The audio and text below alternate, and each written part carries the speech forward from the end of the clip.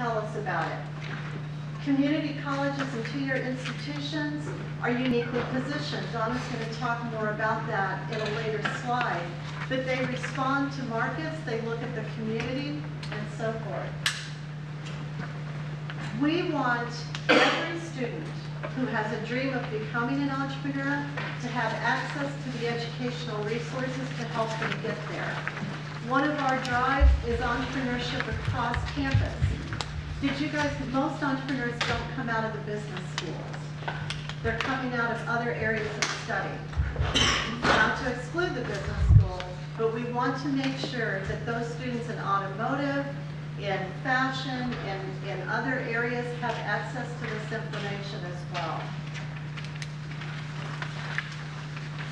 We know that entrepreneurs are critical, we talked about earlier, to our economy. They're innovators, sustainable enterprises that create jobs and wealth.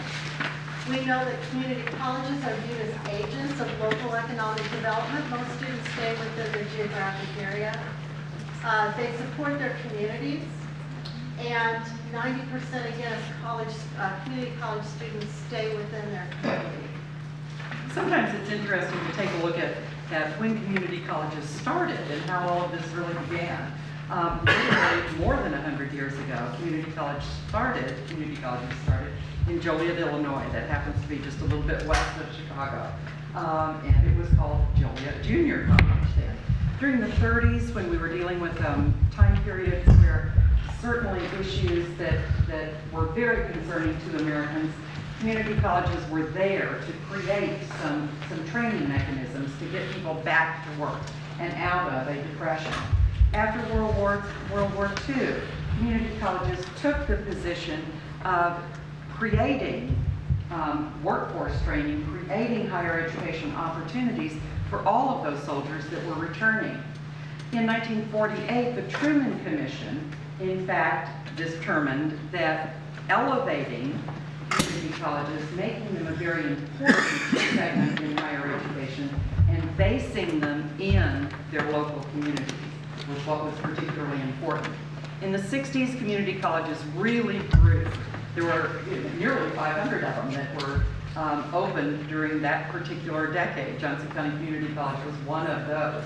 Today, there's just a little less than 1,200 community colleges in the nation. Interestingly, there's at least 100 million people that have attended community colleges. Community colleges award about 500,000 associate degrees on an annualized basis. Now, it's kind of fun to look at that annual tuition cost down there. Less than $2,200.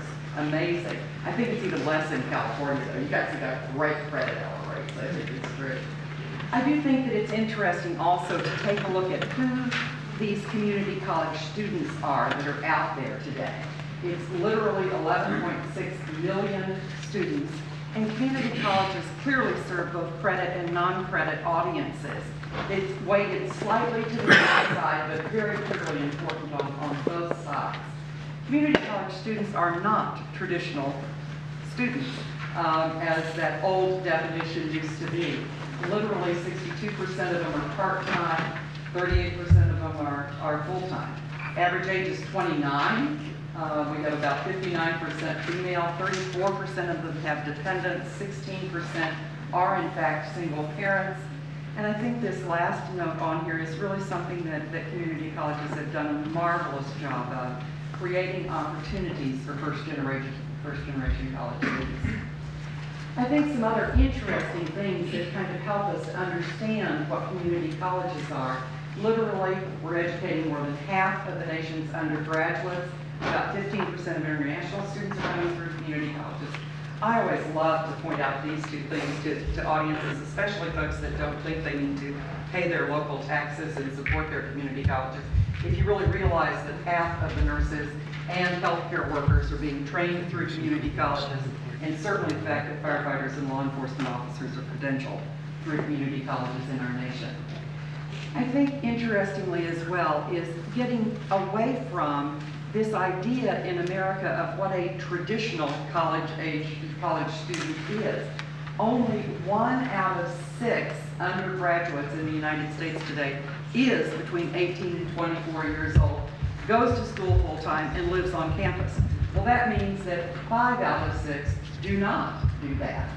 I think interestingly, community colleges, because we do serve our communities, listen to our communities, we do have about a 95% acceptance rate of businesses in our communities indicating that the work that we have done for them has been appropriate. And I think oftentimes you do hear that community colleges, more than any other segment in higher education, is responsive to their particular communities. There are, however, some significant challenges that community colleges are facing today. Clearly, we have increased enrollments, but we're also struggling with oftentimes some very shrinking resources.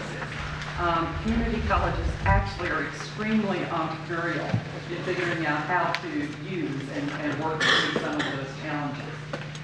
There's a lot of other sectors in higher education, specifically baccalaureate graduate institutions and dominantly land grant or research institutions, tend to be, it's very slow to get something to change and happen.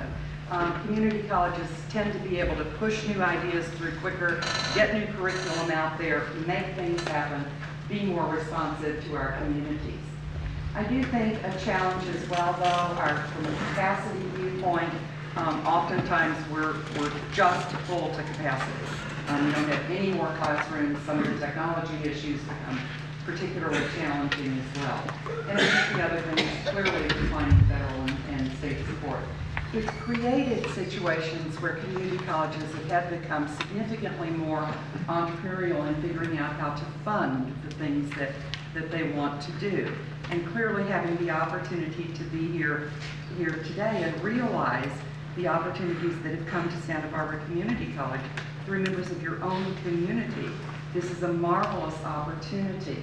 But I do think, interestingly as well, entrepreneurship education can be a way that Santa Barbara Community College can identify ways to draw even more funds through the entrepreneurs within this particular community.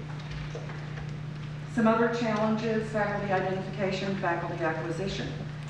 There's not a lot of PhDs out there, even master's level persons that in fact have entrepreneurship degrees.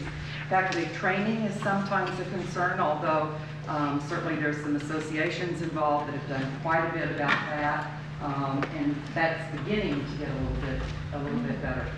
Some institutions have difficulty thinking that entrepreneurship needs to be in the credit area because it's always been a non-credit thing.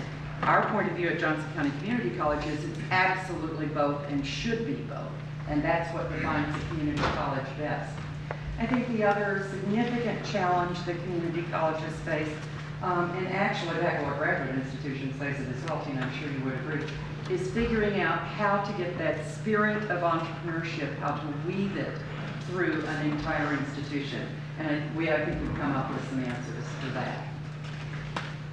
It's fun when you kind of think about all of the students that we've had at Johnson County in entrepreneurship programs, and then to listen to Tina and some of the folks from the Kauffman Foundation talk about who these entrepreneurship students are.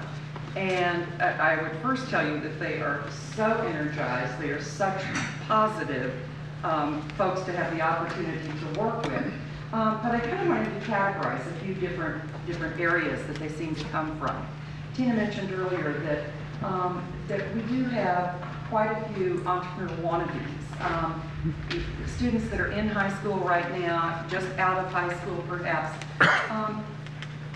they may absolutely have that correct entrepreneurial spirit, but sometimes they're coming to entrepreneurship because they don't want to work for somebody else. So they're coming to entrepreneurship as kind of a default reason as opposed to really the reason that is right.